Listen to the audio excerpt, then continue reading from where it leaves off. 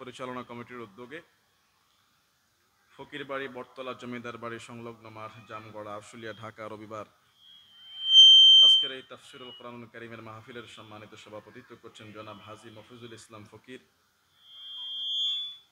আসবেন আমাদের প্রধান আলোচক হাফেজ মৌলানা মুফতি শাইখ আলী হাসান ওসামা দামাত বরকাতুহুম আলিয়া।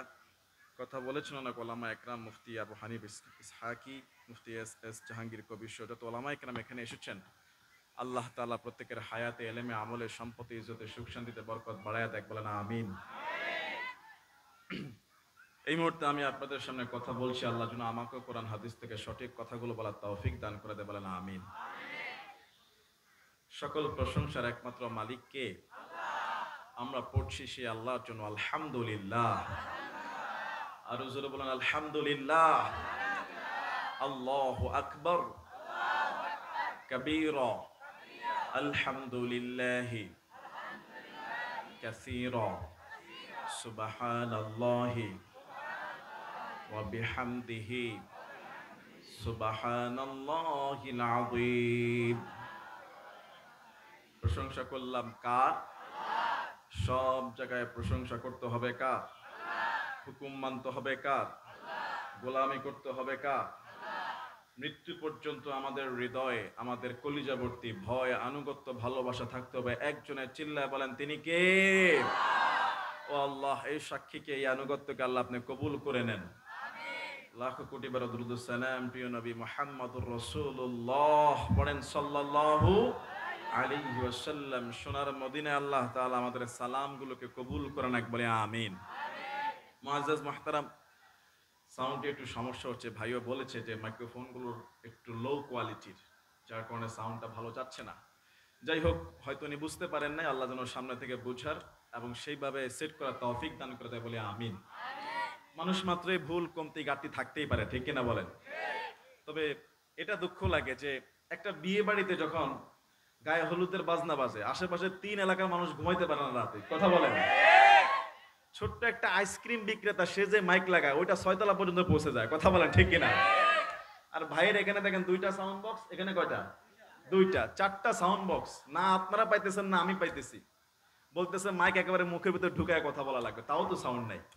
তো এইটাই হলো আমাদের দেশের সমস্যা। কোরআনের মাহফিলে আসলে বাধা, জালেম চলে গেছে এই আরেক বাধা, জালেম চলে গেছে আরেক বাধা, বাধার কোনো শেষ নাই, কথা বলেন ঠিক কিনা? যাক, ভুল থেকেই শিক্ষা আল্লাহ যেন সহজ করে দেয়, বলেন আমিন। আজকের মাইক ছাড়া হইলেও কোনো সমস্যা নাই, কারণ আমরা এখন স্বাধীন দেশের নাগরিক। মাইক না হলেও সমস্যা নাই, আমাদের কোনো বাধা নাই, ঠিক কিনা? এই বাংলাদেশে কত জায়গায় কোরআনের কথা আমরা বলতে পারি নাই, কত জায়গায় আমাদেরকে বাধা দিয়েছে, কত জায়গায় সেই ফেরাউনের স্বৈরাচারীরা 144 জারি করেছে, কথা বলেন ঠিক কিনা? আমাদের আল্লামা সাইদি রাহিমাহুল্লাহ বলেছিলেন, আলেমদেরকে নির্যাতন করে, সাধারণ মানুষকে গুম আর খুন হত্যা করে বেশি দিন টিকা যাবে না। সময় আসবে, এমন সময় আসবে যে পালানোর জন্য ইন্দুরের গর্ত পর্যন্ত খুঁজে পাবা না। আল্লামা সাইদি রাহিমাহুল্লাহ বলেছিল, এইখান থেকে নাড়া দিবে, বাংলার জমিন থেকে নাড়া দিবে, একেবারে দিল্লি যায় পড়বা মামু। ঠিকই আজকে দিল্লি যায় পৌঁছেছে, কথা বলা ঠিক কিনা? কথায় কথায় দেশের মানুষকে জঙ্গিবাদ আর রাজাকার বলে গালি দিত, কথায় কথায় দেশের মানুষকে জেলখানায় গুম খুন করে কোনো কিছু বাদ রাখে না, কথা বলেন ঠিক কিনা? ঠিকই দেখেন, আল্লামা সাইদি রাহিমাহুল্লাহর কথা আজকে বাস্তব সত্য হয়েছে। পালানোর জন্য ইন্দ্রুর গর্ত খুঁজে পায় না। 1000 কোটি টাকার মালিক দরজের বাবা পালানোর জন্য শেষমেশ মুখের দাড়ি ফেলে দিয়েছে, তারপরও পালাইতে পারে নাই, কথা বলেন ঠিক কিনা? ওকে ওর দলের লোকে ধরায় দিছে, আনিসুল হক বলতেছে ওরে ধরেন, কথা বলেন ঠিক কিনা?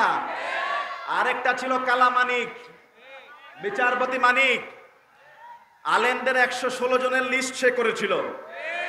আল্লামা সাইদি রাহিমাহুল্লাহকে ফাঁসি দিয়েছিল সে, ফাঁসির হুকুম দিয়েছিল সে। কথায় কথায় মুসলমানদেরকে, আলেমদেরকে জঙ্গিবাদ বলে গালি দিত। সেই মানিক পালানোর জন্য দাড়ি লেখা শুরু করে দিয়েছিল, জঙ্গলের কলা পাতা খেয়ে বাঁচতে চেয়েছিল, পালাতে পারে নাই, কথা বলেন ঠিক কিনা? 60-70 লক্ষ টাকা আরেকজন দালাল ভেঙে চলে গেছে। এখন ঠিকই আল্লাহ পাক রব্বুল আলামিন যে কথাটা বলেছেন, আমরা যে কথাটা বলে এসেছি যে ইন্না বাতশা রাব্বিকা লাশাদীদ, আল্লাহর পাকড়াও অত্যন্ত কঠোর, অত্যন্ত শক্ত। আল্লাহ ছাড় দেয়, ছেড়ে দেয় না। আল্লাহ যখন ধরে না, কথা বলেন ঠিক কিনা? সুতরাং জালেমের জুলুম থেকে আমাদের শিক্ষা নেওয়ার দরকার আছে না নাই? ভবিষ্যতেও যদি কেউ এরকম জুলুম করে, ভবিষ্যতেও কেউ যদি এরকম অন্যায় করে, আল্লাহ পাক রব্বুল আলামিন পাকড়াও করতে সময় লাগবে না। আয়নাগর থেকে শুরু করে কি না করেছে। 5 মে শাপলা চত্বরে অসংখ্য আলেমকে হত্যা করেছে এই খুনিরা। পার্লামেন্টে দাঁড়িয়ে মিথ্যা কথা বলেছে তারা নাকি রং মেখে শুয়েছিল। মানুষদেরকে গোশতের বদৌলতে কাঁঠাল খাওয়ার পরামর্শ দিত, অথচ তার গণভবনে খাসির রান পাওয়া গেছে। কথা বলে ঠিক কিনা? ওর মতো অত বড় চিটার আর বাটপার বাংলাদেশে আর জীবনে আছে কিনা আমি দেখি নাই। কথা বলে ঠিক কিনা? আমি বলেছি ফেরাউন নমরুদ যত ওই স্বৈরাচার অত্যাচার ছিল, সেই ফেরাউন আর নমরুদকেও হার মানিয়েছে এই নিকৃষ্ট হাসিনা। কথা বলেন ঠিক কিনা? দিল্লির মামুদের এত গোলামি করেছে, এখন গিয়ে সেই মামুদের পা চাটে কোনো লাভ হবে না। বাংলার জমিন, এই দেশের মুসলমানদের জমিন, মুসলমানদের 16 কোটির কালেমার তাওহীদের পতাকা উঠবে, কোনো বামরাম ঠেকাইতে পারবে না। চিল্লা বলেন ঠিক কিনা? এখন শুধু দরকার সুন্দর একটা ভালোবাসা দিয়ে ঐক্য করা দরকার। আগামীতে যদি ইসলাম দিয়ে দেশকে চালাইতে চান, ইসলামের আলো দিয়ে আলোকিত করতে চান, তাহলে মুসলমান সমস্ত ভেদাভেদ ভুলে গিয়ে এক প্ল্যাটফর্মে এক কাতারে চলে আসতে হবে। কথাটা কার? রব্বুল আলামিন বলেন সূরা আলে ইমরান, ওয়া'তাসিমু বিহাবলিল্লাহি জামিআন ওয়া লা তাফাররাকু ওয়াযকুরু নি'মাতাল্লাহ ইয কুনতুম আ'দাআন ফাআল্লাফা বাইনা কুলুবিকুম। আল্লাহ পাক রব্বুল আলামিন বলেন ওয়া'তাসিমু বিহাবলিল্লাহি জামিআ, শক্ত করে তোমরা আল্লাহর রশিকে ধরো, আল্লাহর রজ্জুকে তোমরা শক্ত করে ধরো। জামিআ, ঐক্যবদ্ধভাবে একত্রিত হয়ে আল্লাহর রশিকে ধরো। ওয়ালা তাফাররাকু, বিচ্ছিন্ন হয়ো না।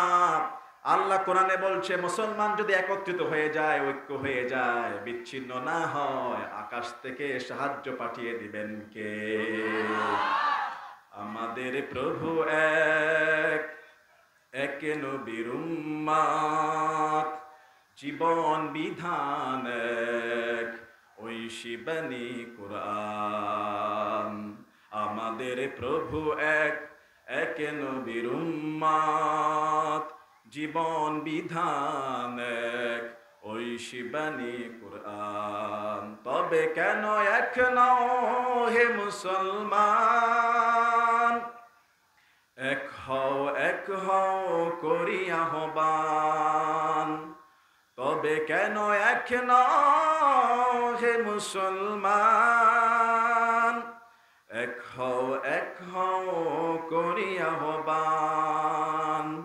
বাইতুল্লাহ এক, মদিনা শরীফ এক, উহুদ পাহাড় এক, বদরের মাঠ এক। একটা তো জীবন আর মরণ যে একবার, একটা তো জীবন আর মরণ যে একবার। একই দেহ একই প্রাণ একই স্থান, আমাদের প্রভু এক, এক নবীর উম্মত, জীবন বিধান এক, ঐশী বাণী কুরআন। আলহামদুলিল্লাহ বলেন। আল্লাহর দিন ছাড়া, ইসলাম ছাড়া অন্য কোন ধর্ম যদি কেউ কবুল করে, কবুল হবে? কেননা একমাত্র পৃথিবীর ধর্মের নাম হলো ইসলাম। একমাত্র ধর্মের নাম কি? আল্লাহ পাক রব্বুল আলামিন বলেন ইন্নাদ-দীনা ইনদাল্লাহিল ইসলাম, নিশ্চয়ই একমাত্র মনোনীত ধর্মের নাম হলো ইসলাম। ঠিক কিনা? আর যারা ইসলাম কবুল করে তাদেরকে বলা হয় মুসলিম। তাদেরকে কি বলা হয়? মুসলিম। আমি সংগ্রামী, আমি চিররণভীর, আল্লাহকে ছাড়া কাউকে মানি না আমি। নারে তাকবীর, নারে তাকবীর। ঠিক কিনা বলেন? মুসলিম আমি সংগ্রামী, আমি চিররণভীর, আল্লাহকে ছাড়া কাউকে মানি না আমি। নারে তাকবীর, নারে তাকবীর। বিপ্লবী আমি চির সৈনিক, চির দুর্জয় চির নির্ভীক, বিপ্লবী আমি চির সৈনিক, চির দুর্জয় চির নির্ভীক, আল কোরআনের শমশির আমি, আল কোরআনের শমশির আমি, কুটি কুটি করে রাতের ভিড়, নারে তাকবীর, নারে তাকবীর, নারে তাকবীর, নারে তাকবীর। এজন্য ইসলাম ছাড়া অন্য কোন ধর্ম যদি কেউ গ্রহণ করে সেটা আল্লাহ কবুল করবে না। সূরা আলে ইমরানের 85 নম্বর আয়াতে আল্লাহ বলেও দিয়েছেন, ওয়ামান ইয়াবতাগি গায়রাল ইসলামি দীনান ফালান ইউকবালা মিনহু ওয়া হুয়া ফিল আখিরাতি মিনাল খাসিরিন। ইসলামকে ছাড়া কেউ যদি অন্য কোনো কিছু তালাশ করে তার কাছ থেকে সেই দিন আল্লাহ কবুল করবে না। মাথার তালু থেকে পায়ের তালু পর্যন্ত হুকুম চলবে একজনের, চিল্লায় বলেন তিনি কে? আল্লাহ বলছেন আলা লাহুল খালকু ওয়াল আমর, জেনে রাখো সৃষ্টি তার, হুকুমও তার। কথা বলেন ঠিক কিনা? সৃষ্টি যার, হুকুম চলবে তার। মানব রচিত কোনো আইন যদি কেউ চলে সে হয়ে যাবে তাগুত। যত বড় মুসলমান হোক, তাগুত কিন্তু কখনোই মুসলমান হতে পারে। এজন্য রব্বুল আলামিন বলেন, ইয়া আইয়ুহাল্লাযীনা আমানু দুখুলু ফিস সিলমি কাফা ওয়া লা তাত্তাবিউ খুতুওয়াতিশ শাইতান ইন্নাহু লাকুম আদুউম মুবিন। আল্লাহ বলছেন, ইয়া আইয়ুহাল্লাযীনা আমানু, ও যারা ঈমানদার, উদখুলু ফিস সিলমি কাফা, পরিপূর্ণভাবে ইসলামের মধ্যে দাখিল হয়ে যাও। ওয়ালা তাত্তাবিউ খুতুওয়াতিশ শাইতান, শয়তানের পদাঙ্ক অনুসরণ করো না। ইন্নাহু লাকুম আদুউম মুবিন, নিশ্চয় শয়তান হলো মানুষের প্রকাশ্য শত্রু, দুশমন। ঠিক কি না? আল্লাহ বলছেন, খবরদার পরিপূর্ণ ইসলামে দাখিল হও। অর্ধেক মানবা অর্ধেক মানবা না এমন হবে না। অর্ধেক কবুল করবেন অর্ধেক করবেন এমন হবে না। ইয়া আইয়ুহাল্লাযীনা আমানু দুখুলু ফিস সিলমি কাফা, হে ঈমানদাররা পরিপূর্ণ ইসলামের মধ্যে প্রবেশ করো, ইসলামের মধ্যে দাখিল হও। মাথার তালু থেকে পায়ের তালু পর্যন্ত সম্পূর্ণটা আত্মসমর্পণ করো।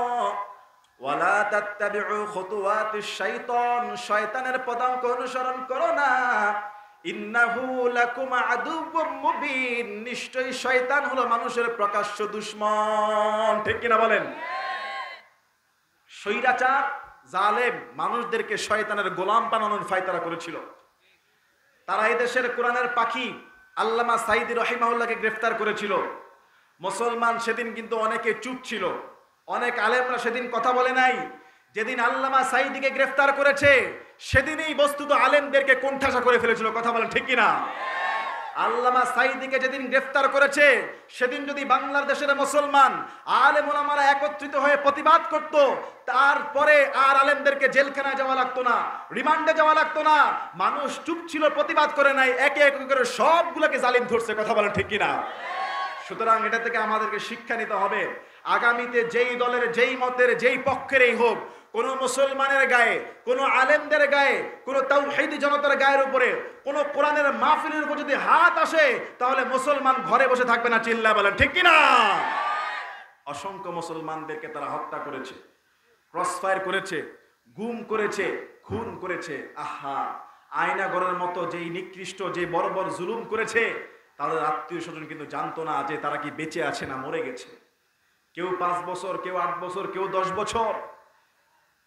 ব্রিগেডিয়ার আমান আজমি তিনি বলতেছেন যে এই যে গামছাটা, আমি এমন পরিমাণ কান্না করেছি, এই গামছার পানির মধ্যে এমন পানি আমার লেগেছে, যদি আমি এই চোখের পানিটা জমা করে রাখতাম তাহলে বিশাল বড় একটা দিঘি হয়ে যেত। আজানের শব্দ শুনতে দিত না। আজান যখন হতো তখন জোরে সাউন্ড করে আপনার গানের বাজনা বাজিয়ে দিত। নাউজুবিল্লাহ বলবেন না? আরেকজন বলছে নামাজের সময় নামাজ পড়তে চাইলে উলঙ্গ করে পিটাইতো। এদেশের মুসলমানদের উপরে কত কত জুলুম নির্যাতন করেছে। আমরা এরকম জুলুমের শাসন আর কখনোই দেখতে চাই। এরকম জুলুমের শাসন যদি আপনি দেখতে না চান, তাহলে আপনার আমার প্রথম দায়িত্ব হলো আল্লাহর এই জমিনে আল্লাহর দ্বীনকে কায়েম করা। ঠিক কিনা বলেন? আল্লাহর দ্বীন যারা ফায়সালা করা, আল্লাহর দ্বীন যদি আপনি কায়েম করতে পারেন, কোরআন আর হাদিসের শরিয়া যদি আপনি ইনসাফ কায়েম করতে পারেন, ন্যায় কায়েম করতে পারেন, তাহলে অন্যায়ভাবে কোরআন আর হাদিস কাউকে জুলুম করে না, বরং যে অপরাধী তাকে শাস্তি দেওয়া হয়, আর যে নিরপরাধী আল্লাহর কোরআন তাকে মুক্তি দিয়ে দেয়। কথা বলেন ঠিক কিনা? রাসূল সাল্লাল্লাহু আলাইহি ওয়াসাল্লাম বলেছেন, আন আকিমুদ্দীন ওয়া লা তাতাফাররাকু ফি, তোমরা দ্বীনকে প্রতিষ্ঠা করো, ইখতিলাফ করো না, মত পার্থক্য করো না। আল্লাহর জমিনে আল্লাহর দ্বীনকে প্রতিষ্ঠা করো, ইখতিলাফ করো না, মত পার্থক্য করো না।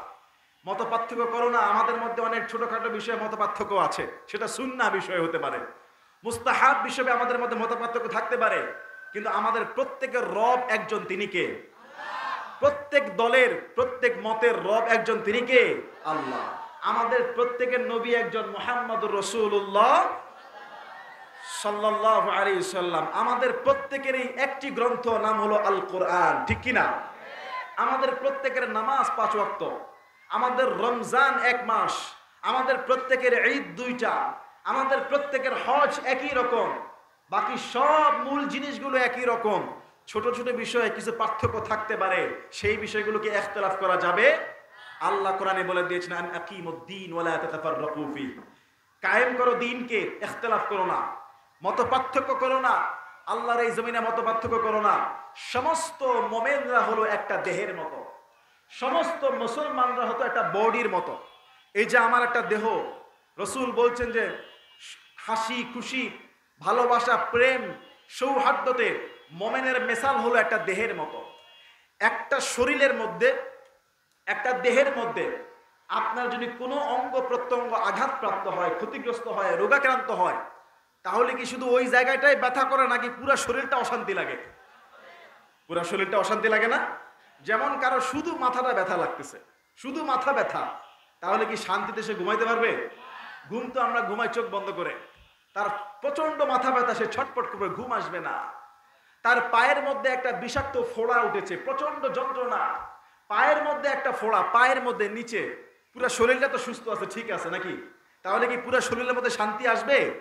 আসবে না। রাসূল এটাই বলেছে, গোটা পৃথিবীর, শুধু এই সাভারের আশুলিয়ার মানুষ না, শুধু ঢাকার মানুষ না, শুধু বাংলাদেশের মানুষ না, গোটা পৃথিবীর সমস্ত মুসলমানরা হলো একটা দেহের মতো। বলেন আল্লাহু আকবার। গোটা পৃথিবীর সমস্ত মুসলমানরা একটা দেহের মতো। পৃথিবীর মুসলমান যেখানেই আক্রান্ত হবে, পৃথিবীর যেখানেই মুসলমান ব্যথা পাবে, আর একজন মুসলমান যখন দেখবে অমুক মুসলমান ব্যথা পেয়েছে, তখন তার হৃদয়ের মধ্যে তার ব্যথায় সে ব্যথিত হবে। কথা বলেন ঠিক কিনা? যেমন মুগ্ধ পানি খাওয়াতে গিয়ে শহীদ হয়েছে। মুগ্ধকে চিনেন তো? মুগ্ধর নাম শুনছেন না? ছাত্র আন্দোলনের মুগ্ধ, সে বলেছিল পানি লাগবে পানি। এই যে সে ইন্তেকাল করেছে, আমাদের হৃদয়ের মধ্যে ব্যথা আছে না নাই? কেননা সে একজন মুসলমান, শুধু মুসলমান না, জালেমকে হটাইতে রাজপথে শহীদ হয়েছে। একজন তাজা রক্ত দেওয়া যুবক, আল্লাহর দরবারে কবুলিয়তের শহীদের মর্যাদা সে পেয়ে যাবে। জোরে বলুন সুবহানাল্লাহ। আবার রংপুরের আবু সাঈদ, মনে আছে কিনা? আবু সাঈদ 2 বুক খুলে দিয়েছে। আমরা তো এখানে স্বাধীনভাবে কথা বলতেছি, আজকে তাদের শাহাদাতের বিনিময়ে। অনেকেই পঙ্গু হয়েছে তাদের পা হারানোর বিনিময়ে। হাজার হাজার অসংখ্য শত শত ভাইদের চোখ হারিয়েছে তাদের ত্যাগের বিনিময়ে। এদেশের দ্বিতীয় স্বাধীনতার আসল মুক্তিযোদ্ধা তারাই, স্বৈরাচারের বিরুদ্ধে লড়াই করেছে যারা। চিল্লায় বলেন ঠিক কিনা? চিন্তা করেন কত বড় জালেম হইলে পরে হেলিকপ্টার থেকে পর্যন্ত গুলি চালায়। কত বড় জালেম হলে পরে সে হেলিকপ্টার থেকে গুলি চালিয়েছে।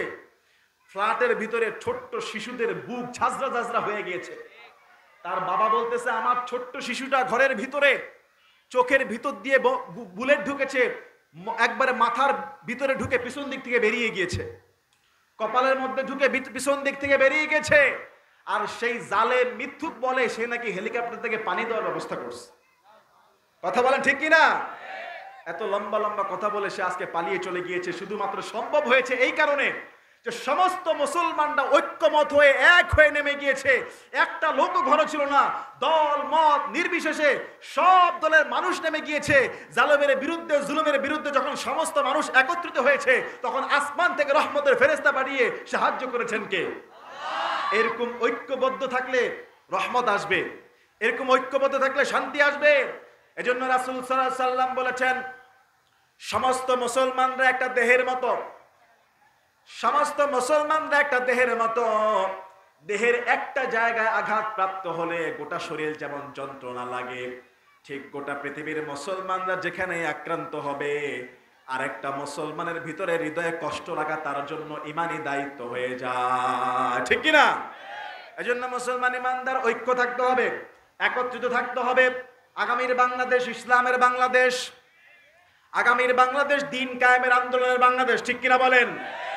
আপনারা যদি চেষ্টা করেন, একত্রিত থাকেন, সবাই যদি বলেন যে না আমরা এমন একজন লোকের হাতে ক্ষমতা দিব, এমন একজন ব্যক্তির হাতে দায়িত্ব দিব, যেই লোকটা রাষ্ট্রের সম্পদ চুরি করবে না, যেই লোকটা রাষ্ট্রের সম্পদ নষ্ট করবে না, সেই লোকটা এতটাই ইমানদার হবে, রাষ্ট্রনায়ক হবেন যিনি, মুসলমানদের ইমামতিও করতে পারবেন তিনি, ঠিক না?